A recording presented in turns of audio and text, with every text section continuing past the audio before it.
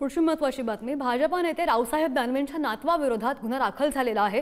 सातपूरमधील उद्योजकाची 10 कोटी रुपयांची फसवणूक केल्याचा आरोप त्यांच्यावर आहे। भागीदारीची रक्कम न देताच कंपनीचे शेअर्स परस्पर नावे करून घेतल्याचा आरोप सुद्धा आहे। आणि सातपूर औद्योगिक वसाहतीमध्ये उद्योजक कैलास अहिरे यांची NV auto spares private limited ही कंपनी आहे। गेल्या 10 वर्षापूर्वी कंपनी मालक कैलास अहिरे यांची रावसाहेब दानवेंसोबत मुंबईमध्ये भेट झाली। त्यानंतर दानवेंनी नातू शिवम पाटील आणि गिरीश पवार तसंच सतीश अग्रवाल यांना कंपनीचे भागीदार करून घ्या असं सांगितल्याचं अहिरे म्हणाले। आणि या संदर्भात आणखी माहिती आमचे प्रतिनिधी गौरव आपल्या सोबत आहेत। गौरव, या गुन्ह्याच्या तपासाची सद्यस्थिती काय?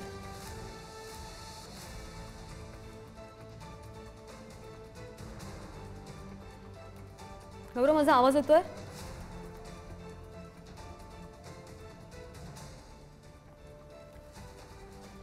भाजपा नेते रावसाहेब दानवेंच्या नातवाविरोधात गुन्हा दाखल झालेला आहे।